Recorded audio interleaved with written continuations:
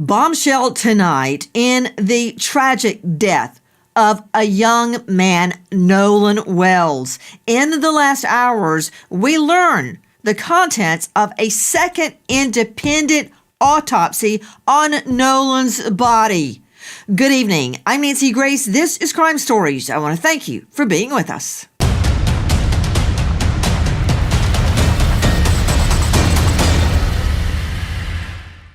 Nolan was not on board. His body spotted by the United Cajun Navy.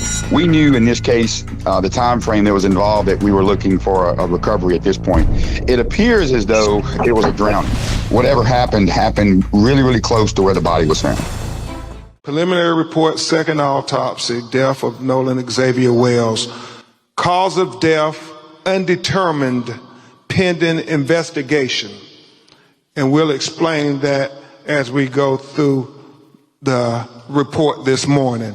The manner of death, undetermined, pending investigation. What happened to Nolan Wells? I listened and I listened and I listened to our friend Ben Crump as he went through the independent autopsy, and this is what I find to be probative. Preliminary findings, and this is significant. Focal area of red discoloration in the soft tissue of the back of the head, the occipital region. He said the etiology is unknown at this time. He said the body was received after the initial autopsy. He said the body had marked decomposition. Decomposition. What does that mean? Probatively, what does that prove? Joining me an all-star panel to make sense of what we are learning tonight, that was an independent autopsy ordered by Nolan Wells's family.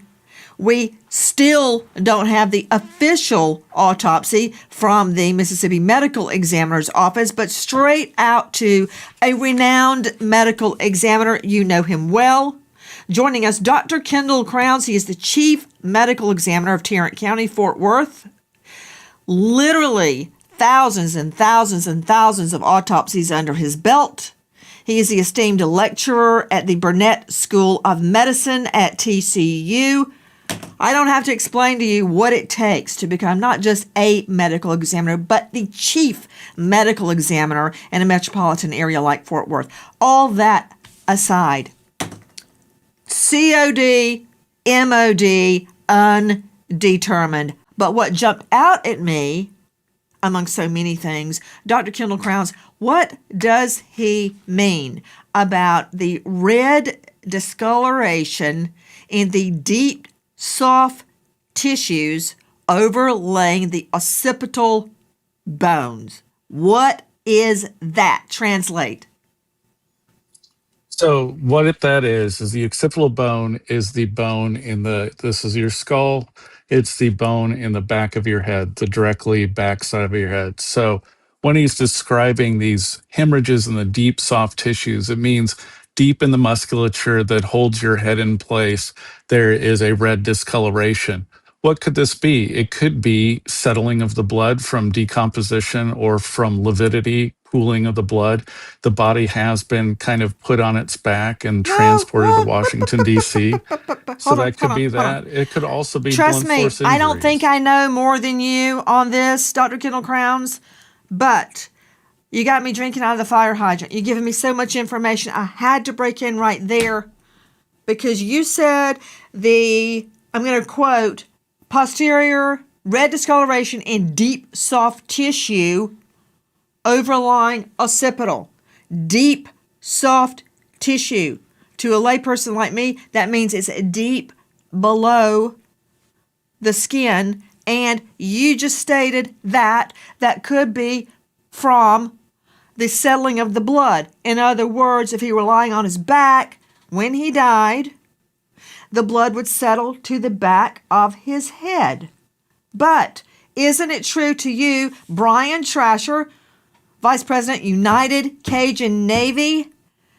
The Navy participated in the search, and I got to clear up that whole thing about fully clothed with you. That said, isn't it true? And I'm looking at the picture on my phone that I got from an undisclosed source.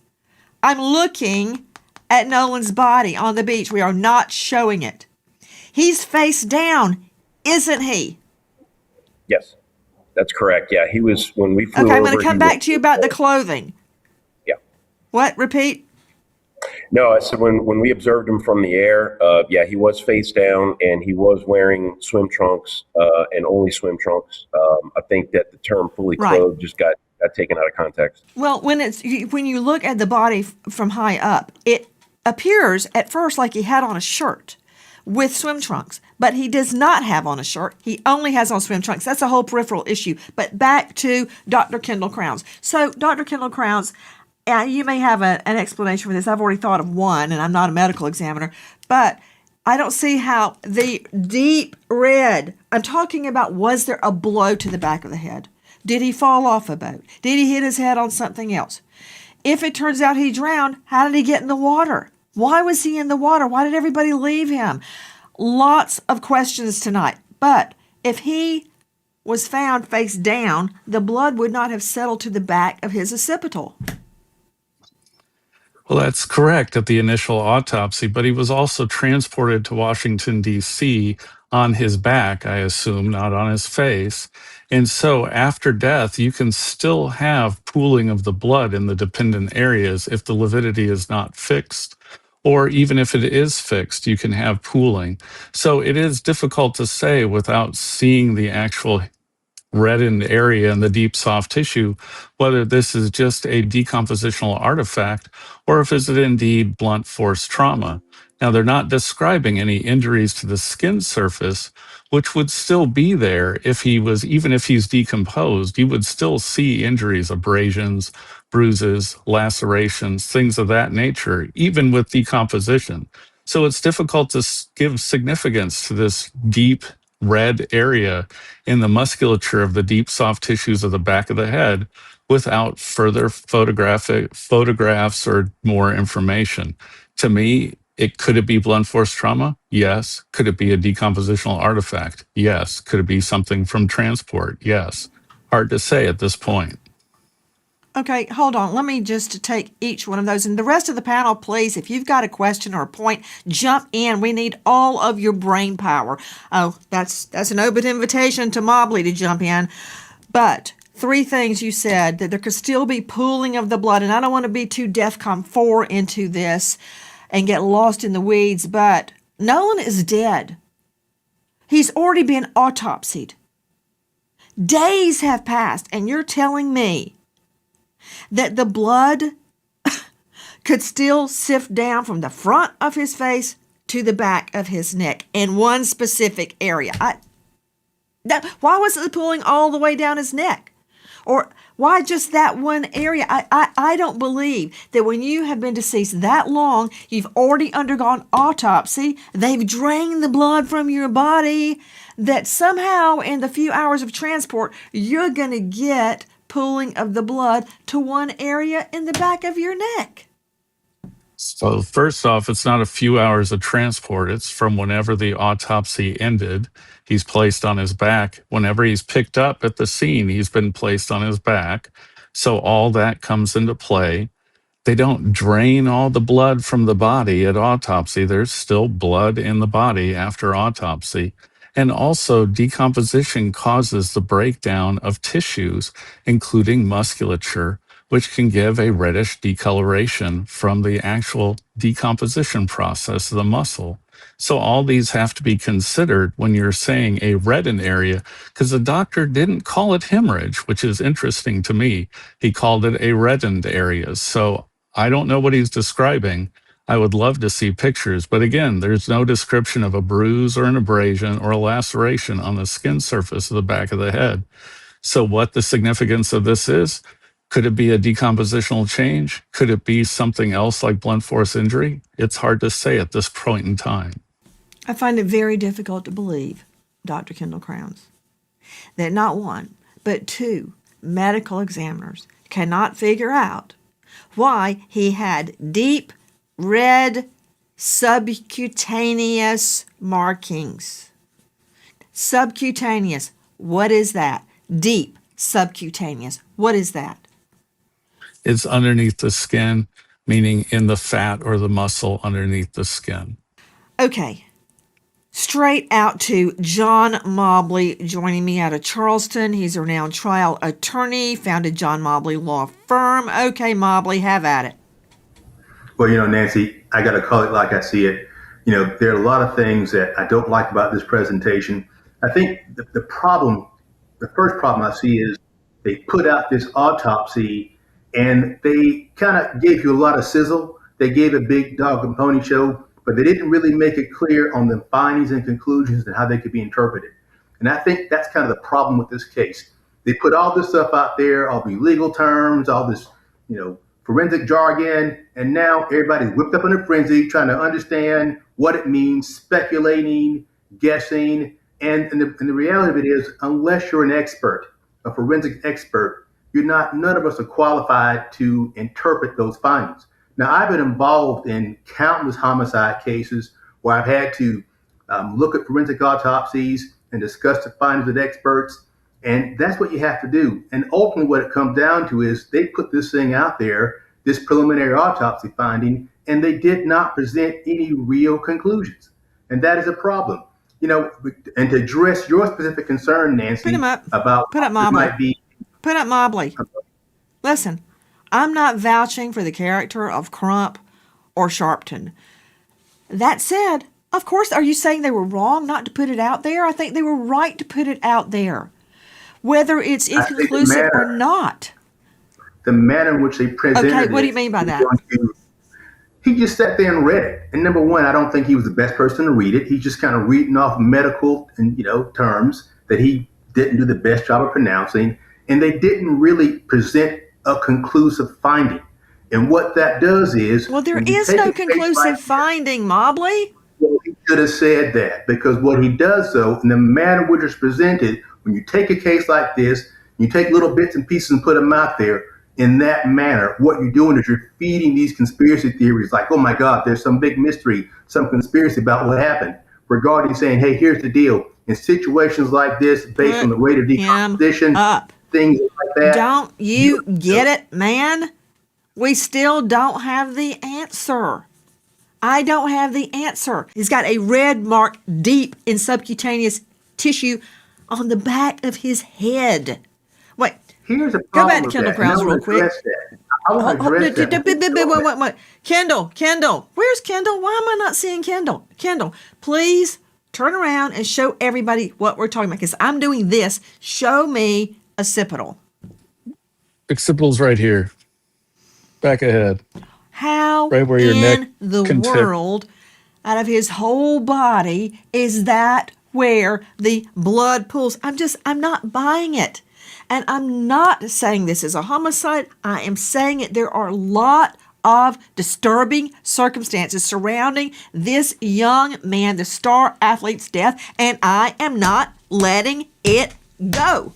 And I don't care how much hate mail you send me. I do not care. Okay, Mobley, what else? What I want to state is that, and this is based on my experience being involved in numerous homicides, having examined numerous autopsies and discussed the case and the findings with numerous forensic pathologists.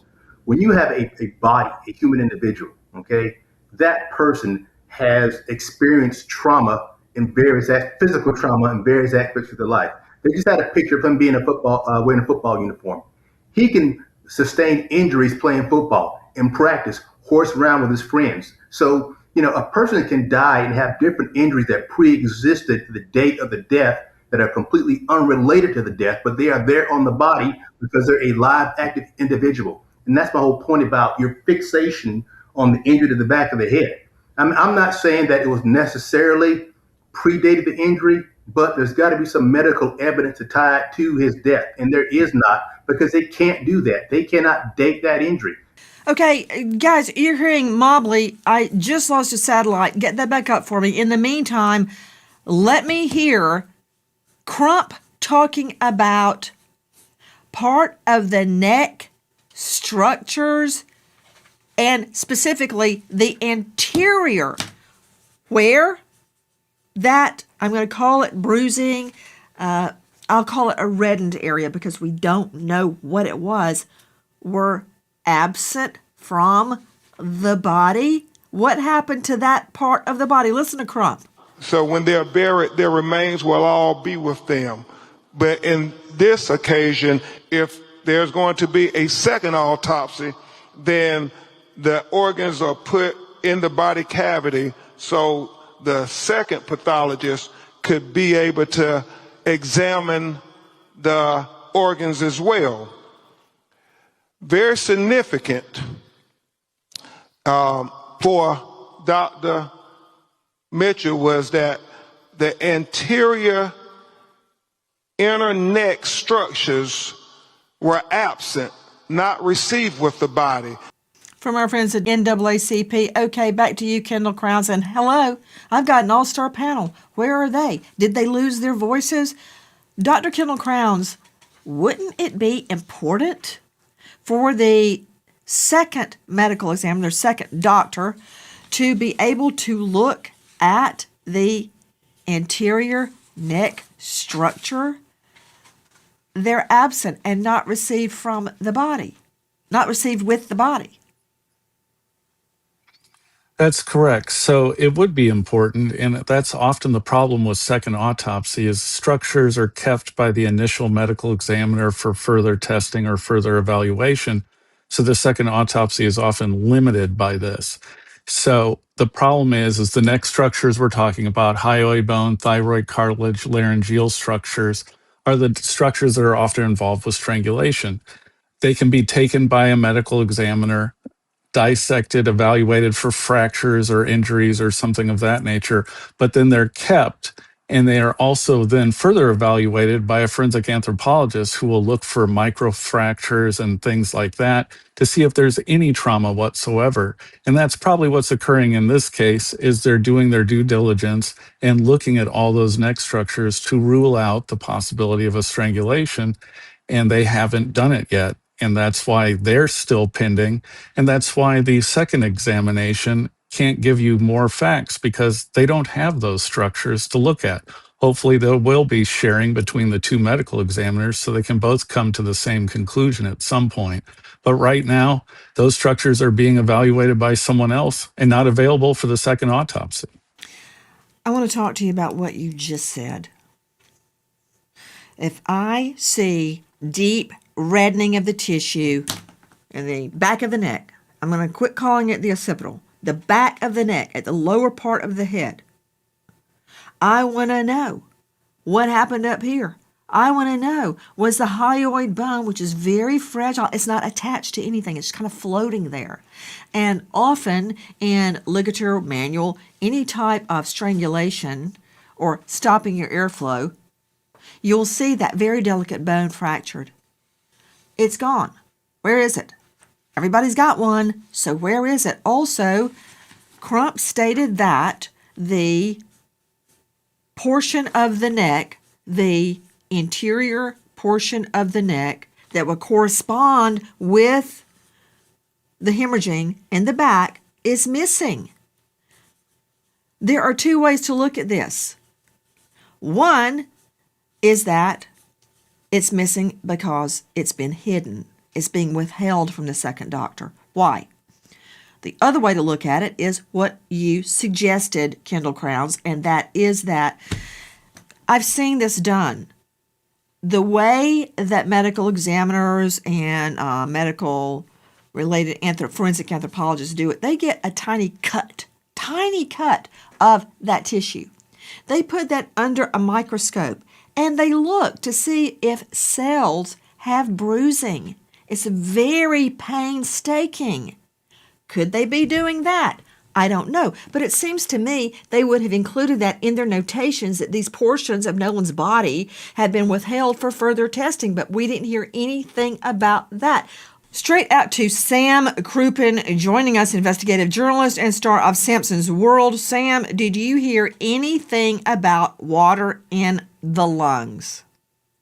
No, Nancy, I've heard nothing about water in the lungs. And honestly, I've just been sitting here infuriated that everybody is putting so much pressure on this second autopsy that thankfully Colin Kaepernick paid for. But why are we not putting pressure on Sheriff John Ledbetter? Where is the first autopsy? Why have they held it out? There is a video of two nurses who claim to have seen the transport of this body, and they said he was face down. So it's honestly, for me, it's just disgusting to see the lack of understanding. People commenting on how Ben Crump is reading, people saying Ben Crump is a race hustler. Like, he's the person who's responsible for justice for Ahmaud Arbery, who was killed by 3 racist people, and it was covered up. Stacey Turner, the medical examiner, is well known for the death of Trey Reed, ruling it a homicide. She is known for ruling black deaths. She is known. Stacey Turner. Do I look like a witch stirring a cauldron tonight? I don't really see myself that way. Do not stir the pot, Crouppen, because this is not about politics. This is not what somebody did a long time ago in another case. This is about what we are learning tonight. Yes, and my question is, where's the original autopsy? My guess is that they are waiting on the results that Dr. Kilman Crowns just talked about and more. Hey, simmer down. I want to get to the facts. The facts of this case. I want to go back to Brian Trasher on that. Heather, I'm going to get to you in just one moment regarding the tracking of the phone and the Snapchat and all the digital footprint. But to you, Brian, again, let me pull it back up. We are not showing this photo. Do not show it, control room. Brian, again, United Cajun Navy searched for and spotted Nolan's body. Tell me what was seen. Let's see some of that aerial video. Yeah, so we were flying over the northwest tip of Horn Island after about 2 hours in the air, canvassing a pretty large area, when we noticed some law enforcement boats converging to the northwest tip. We descended, circled around, and saw a number of law enforcement personnel on the beach, and then you could see a body laying at the shoreline. Of course, using a zoom lens to go in, we could see that the body matched the description of Nolan Wells. The whole thing about Ben Crump mentioning that we told the parents he was fully clothed, that's not true. We never told the parents that. He was wearing just the swim trunks that matched the description that in the missing persons report, and it matched the photos that were taken of him that day, and that was all he was presumed. That's all he was wearing. Brian, I want to show some video. Oh, there it is. I hope you can see your monitor. Yeah. That is from our friends over at TMZ. It's a video that I believe is Nolan Wells. And I can tell you from looking at the aerial photo, I've zoomed in on it, those appear to be the same pants that he was wearing when his body was found. His body looks like it just washed up on shore. Right. Now, that's correct. Regarding COD, yeah, when you look at it way up, it looks like he's wearing a shirt. But when you zoom in, you see he's not wearing a shirt, nor is he wearing shoes. Hi guys, Nancy Grace here. If you are a homeowner, you've probably thought, should I call American Financing to refinance and pay off this debt? But you don't because of your low mortgage rate. That low rate, it's not saving you if you're drowning in credit card interest. People are calling American Financing, and American Financing is saving customers an average of $800. That's not in all, that's a month, by using their equity to pay off the credit card debt. Using their home equity to pay off credit card debt. No upfront fees. It costs you nothing to find out what you could be saving. And if you start today, you may be able to delay 2 mortgage payments. American Financing, 866-888-0344. Repeat, 866-888-0344. 3344, or just go online to americanfinancing.net/Nancy. Disclaimer, NMLS 182334, NMLSconsumeraccess.org, APR for rates in the 5S start at 6.327% for well-qualified borrowers. Call 866-888-0344 for details about credit costs and terms. Go to http:// www.americanfinancing.net/Nancy.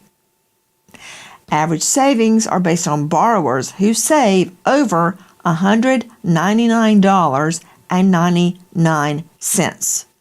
And good luck. Isn't it true, Dr. Kendall Crowns, medical examiner, lecturer, star of Mayhem in the Morgue, so much more.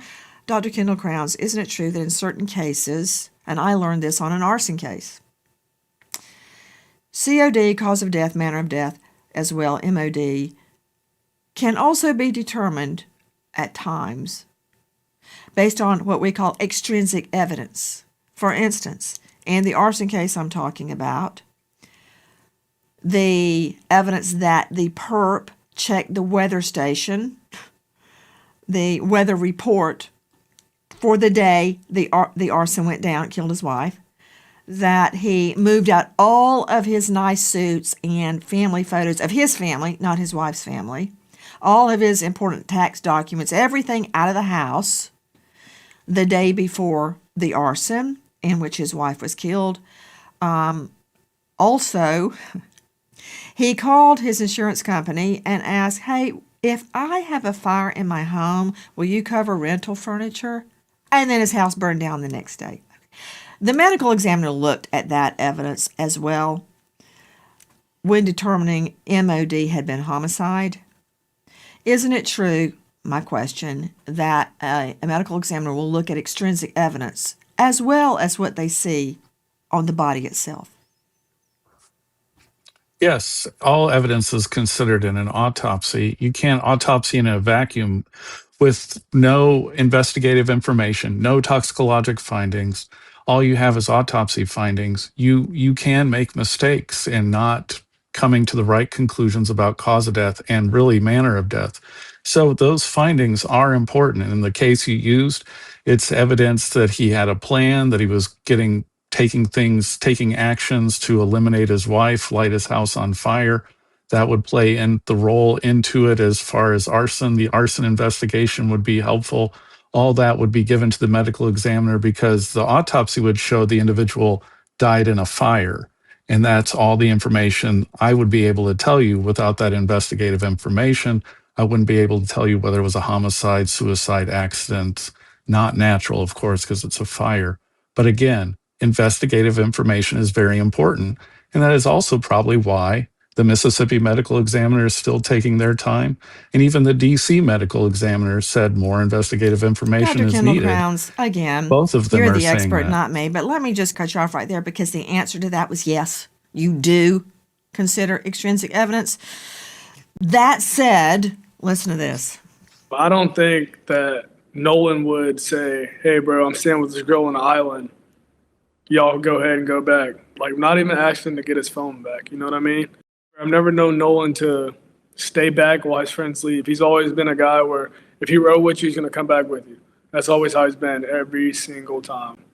For Christine, it said one place, but for them on Snapchat, it showed another place. So that's the place we went to. And it showed that everybody that was in the house, it was like a lot of people there. So that's how we knew where to go to. We went there. They were all there. They were sitting there, lights off, watching TV. They did. They gave me the phone, but it took about 15 minutes to get the phone because I even asked, I'm like, did y'all have to walk back to Horn Island to get the phone? Or like, where's the phone? Because it took so long when they said it was when Wyatt told me it was in his truck. It took him so long to get the phone back to me. You are seeing friends of the Wells family speaking on Laura Coates Live. Okay, I want to talk about the phone issue. And again, I don't want Nolan to be dead at all. I want this to be an accidental death. But I am not turning a blind eye to concerning aspects of this investigation. In the end, it may turn out to be accidental. But why would you leave Nolan there? Why would you say your boat was sinking and then take multiple more trips in the boat that night, according to reports? So many of the facts are not lining up. But first, let's start with a digital footprint. To Dave Mack, joining us, Crime Stories investigative reporter. What are they saying about the phone?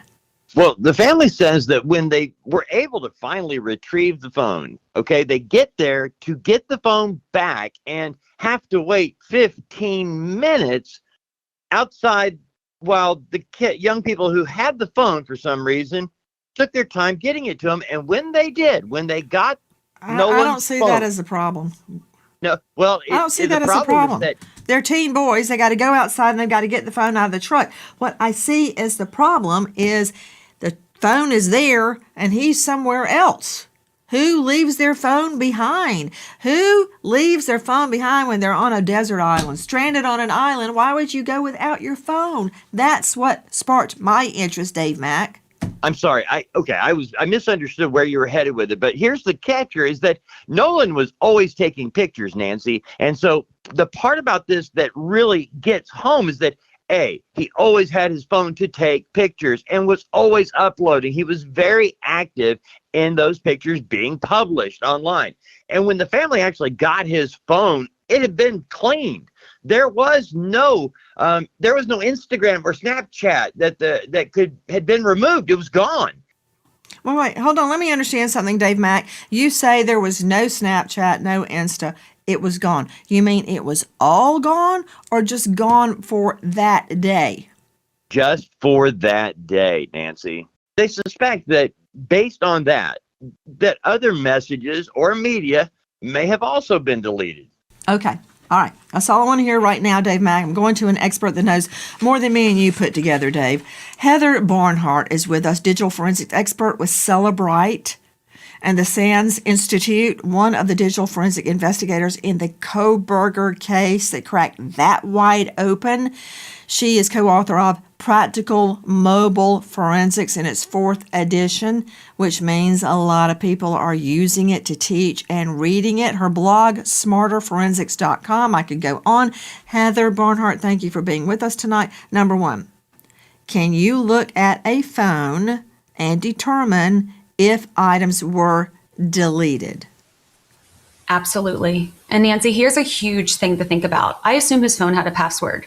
There are certain things that you need the password to do, such as delete activity. But if you don't have a password and you pick up your phone, if you're touching the screen, that leaves a trace. If you're trying to power it off, that leaves a trace. So we should be able to see people without a password trying to actively interact with that phone as well as someone that has it. So how can you look at a phone, Heather Barnhart, and determine the difference between no photos were taken that day? Also, can you take photos even if you don't have reception? I think you can, but I'm not an expert. How can you look at a phone and determine no photos were taken that day as opposed to items were deleted? Because can't you delete from the deleted file? Yes, you can do everything you just talked about. But again, all of that leaves a trace. So we would do a forensic acquisition, and that's really important here. Someone just looking in the phone, you can get a glimpse, but you can't see what's deleted and hiding below the surface. We need a forensic acquisition to do that. We can tell if it was just soft deleted, so like sitting in a trash can, or a hard delete. So if you empty your trash on your phone and then you go and throw it into a dumpster and the trash is taken away, there is a log that tracks everything. Also with timestamps on when that activity occurred. Okay, I need that broken down in regular people talk. We're not all experts. Could you say that so everybody can understand? Yeah. So let's say Nolan had an iPhone. He could take pictures without cell service at all. Cell service and Wi-Fi do not matter. He could even post them to Instagram or to Snapchat, and they'll sit in a temporary directory until he has service. Sometimes that fails, but we still see that activity when we do forensics. If you delete a picture, Nancy, it sits in a recycle bin on your iPhone, and you can recover that for about 30 to 40 days as a normal user. If you empty that trash, it's not recoverable, but we doing forensics can still find it. Okay, so you mean it's not recoverable for me, a layperson, but you can recover it. Even the pictures, even the content of the text or snaps, you can recover that? If you get a full file system acquisition, and I realize that's really nerdy, but this is where acquisition and time to evidence matters. Deleted data exists and sits there for a period of time. So time to evidence is everything here. How long will it sit there? If it's an iPhone, it's a little bit different than Android. iPhone, Apple's more forgiving and you have about 30 days. With Android, you could have just a few days until location artifacts are purged. You mean, okay, a few days, do you mean 1 day, 2 days, 10 days? It could be between 1 and 7 on Android. But with iPhone, it's typically about 7 to 30 7 days. we're safe. 1 we're not safe. Okay. And what I'm referring to is if he did have an Android, can I recover if there were photos, snaps, texts deleted? That's what I'm trying to find out, because if somebody's deleting texts and emails and snaps and pictures, I got a problem. Why delete? That is my problem. Now, here's my next question. I'm sure I'm going to say it very inarticulately, but I think you'll know what I mean. Even if you cannot recover, let's pretend it was an Android, even if you cannot recover the actual item itself, can you see a log that says something was deleted? Yes, but it depends on the activity. So Snapchat will be tracked differently than a regular photo versus a regular text message. But deep dive forensics will recover the truth. And you mentioned Brian Koberger. There was nothing. All that data was cleaned up and deleted, but the lack of data and the time on when it was removed was huge in the investigation. And that could be huge on proving the last time Nolan actually used his device versus people taking steps with it and walking around with it when it was out of his possession. Okay. Number 1, you're brilliant. Number 2, regarding Snap being in one place, Life 360 being in another place, what can you tell me about that? Think of each application as having its own folder or a container. So all the things you do in that application exist in that container. A full deletion would be throwing that container away. So nothing's there. Sporadic deletion would be removing one thing at a time or deleting a most recent story or a post. And that stands out drastically to forensic examiners because it's uncommon behavior based upon what Nolan would typically do on his device. Straight out to Sam Crouppen joining us, investigative journalist, star of Simpson's World. You have thoughts on the phone? Yeah, Nancy, here's the thing. Everybody keeps saying that you keep your phone on the boat when you go into the water. We can all agree that makes sense. But what doesn't make sense is when his friends leave him, he's not going to not get his phone to take with him. Who in their right mind would get stuck on an island without their phone? It makes zero sense to me at all. And then also the fact that all of his friends deleted all their social media accounts. They haven't spoken to anybody. As far as I know, they didn't even go to the funeral. It makes people believe that they are hiding something. You're on cross-examination. Who is our next sponsor? Well, here is a probative clue. Meow. Smalls makes fresh human-grade food designed for cats to thrive, while Big Pet Food uses cheap filler. Smalls features 80% animal protein and zero artificial junk. 88% of cat parents report better digestion, softer fur, and more energy for their cats to play. It's a healthy investment your cat will love. If you want to invest in your cat's health, Smalls is giving you 60% off your cat's first order. 60% off plus free shipping and free treats for life when you go to smalls.com/Nancy, SMALLS, smalls.com/Nancy. 60% off your first order, free shipping, and free treats for life when you head to smalls.com/Nancy. Thanks, Smalls, and thank you from our cat, Cinnamon. Back to probative evidence. He's got a point. Crouppen has a point. I could see being out in the water without your phone, but it would be over my cold, dead body that I would let a boat leave with my phone and my keys and my everything. Okay, listen to this. He said, "Hey, Miss Christine, have you seen Nolan or talked to Nolan?" I said, "No, I thought he was with you guys, you know." He's like, "No, nobody's talked to him. We left the island at, I think he said 3 p.m., and he wanted to stay because he was talking to a girl named Katie. Katie is also missing. No one can find her." And the explanation of no one knows this Katie, like we've never met her type of deal. How would they know Katie's missing if they didn't even know who Katie was? So then Katie's sister chimed in. Katie made it home because she was on another boat and with different people. Katie assumed the friends telling him to get on the boat wouldn't have left him. So the question is, where was Nolan after the interaction of Katie? Did Katie see him get on that boat? From our friends at NBC and the real TikTok detective there at the inn who said it so eloquently, more questions spinning out because of the phone.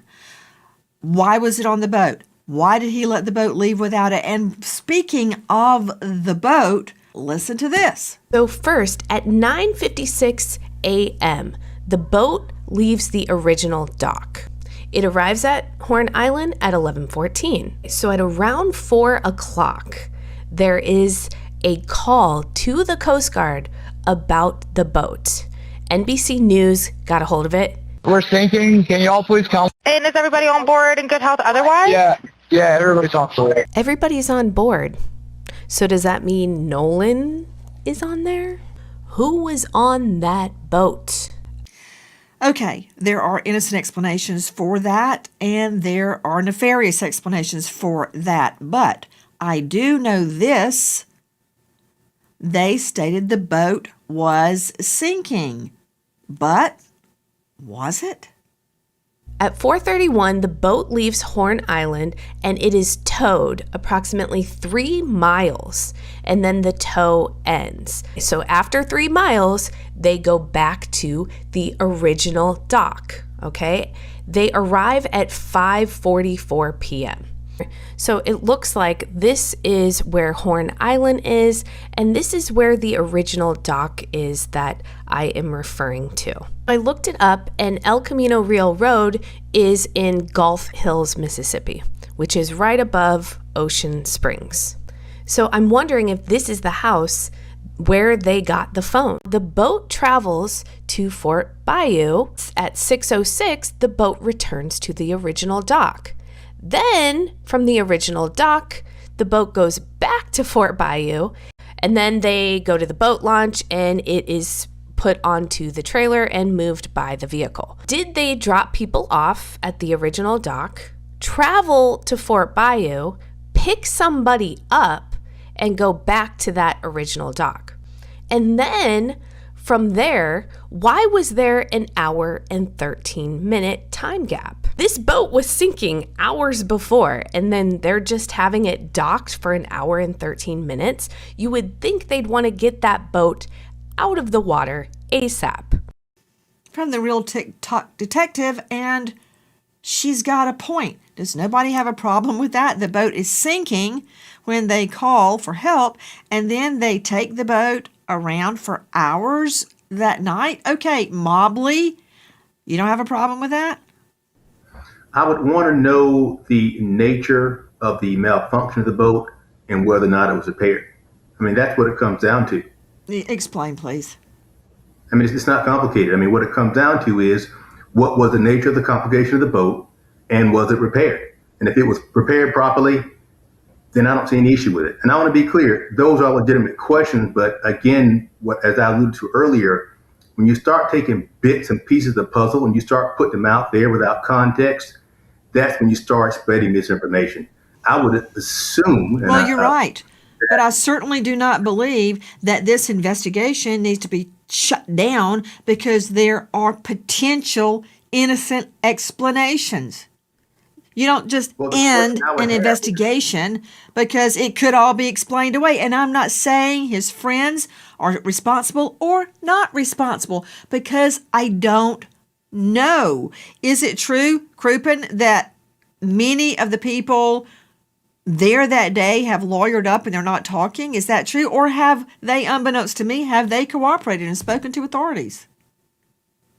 I mean, from what we've seen, that was what happened. They all deleted their social media accounts right away. They lawyered up. So it seems as though they've been advised. And here's a big question for me, Nancy. Was the company that allegedly got the call that they were in distress, and their official statement was before assistance was rendered, the vessel owner advised that sea tow was no longer needed because help had already been obtained. Sea tow's involvement concluded at that point. Sea tow, everybody, is two words, SEATOW. They come and render aid and haul in, tug in boats, ships that need help. Okay, hold on. Heather Barnhart with me, digital forensics expert, author, co-author of Practical Mobile Forensics 4th edition. What about GPS? What can I learn from the GPS on that boat? Because I want to know.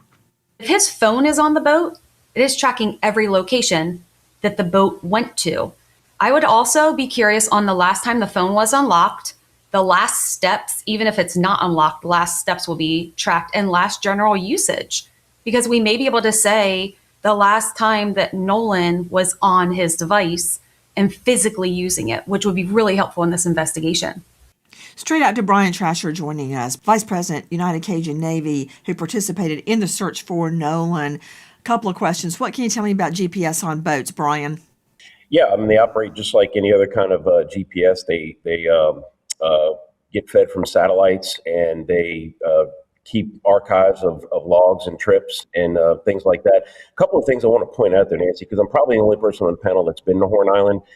They said, going back to the phone and possible deleted messages and all that, when his mother first said she thought that messages had been deleted, she later clarified that what she was talking about, she thought it was odd that Nolan had not done any Snapchats, which was his favorite app, presumably. So the reason why he didn't do any Snapchats because he didn't have a signal. It's very hard to get a cell phone signal on Horn Island, and Snapchat doesn't upload if you don't have a signal.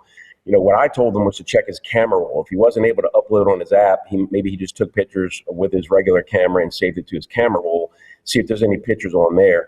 But there's no evidence to suggest that anybody went in and deleted any text messages or anything like that that day. So I just we've been fighting so much information out there, just don't want to help spread it by not addressing that.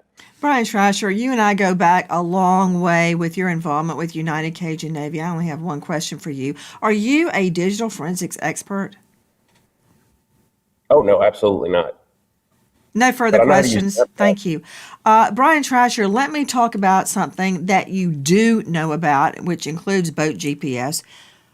What exactly, last time for tonight, what exactly was seen when Nolan's body was found? Every detail.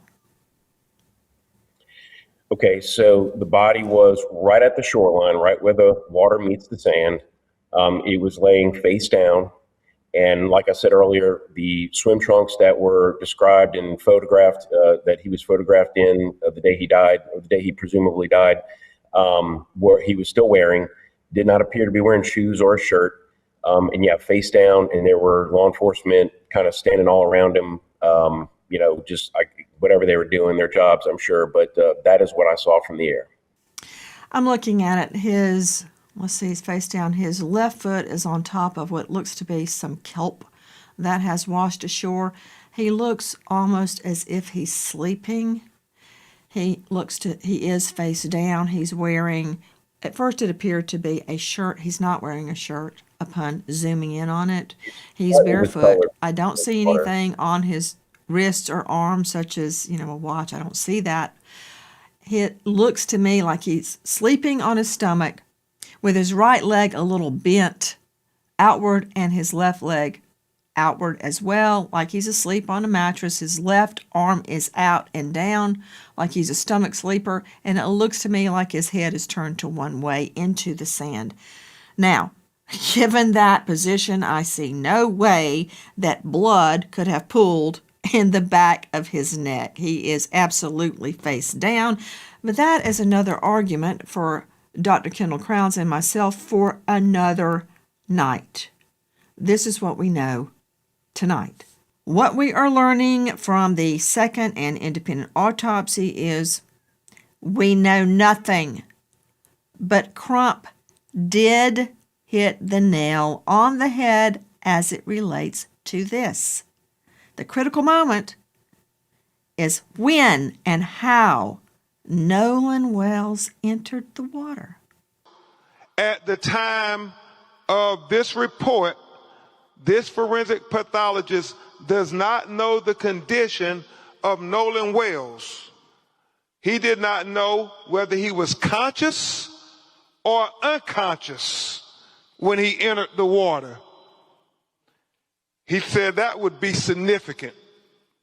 He said he did not know whether he was forced into the water or unforced into the water. He said that would be significant. So he said the condition of Nolan Wells before he entered the water would be the crux of the matter. It would be of utmost importance to being able to determine a cause and manner of death. How did Nolan Wells end up in the water? How is there so much confusion about who was with him last? Why can't I identify how everybody in that crowded area on Horn Island left, and what left him there standing, waving his arms, don't leave? It's not making sense, and we are not resting until it does make sense. Listen. He had a deep love for the Lord and an unwavering faith that was evident in the way he lived his life. As much as our hearts are broken, we find peace in knowing that our son is resting in the arms of the Lord. Hi guys, Nancy Grace here. Please join us on Crime Stories and stream it first on Fox 1. When breaking crime news develops, we investigate it and bring it to you. Bombshell updates, answers to unanswered questions from cases making the headlines and cases you may never have heard of until Crime Stories. We go inside investigations with exclusive interviews, crime victims, families seeking justice, investigators, experts, and sources from within the case itself. Stay on top of the nation's biggest trials with us, including gavel-to-gavel coverage with real-time analysis. Crime Stories with Nancy Grace. Stream it first on Fox 1. I hope to see you there, and thank you, friend. If you know or think you know anything regarding the death of this young star athlete, Nolan Wells, dial 228-769-3063. 228-769-3063. We remember American hero Officer Adam Ashworth, St. George PD, Utah, passing away in the line of duty, leaving behind wife Bobby and 3 beautiful children, Hannah, Mattison, and Jackson.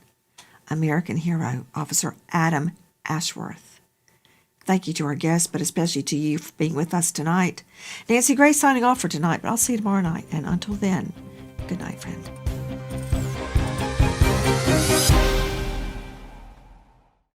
Hi, guys.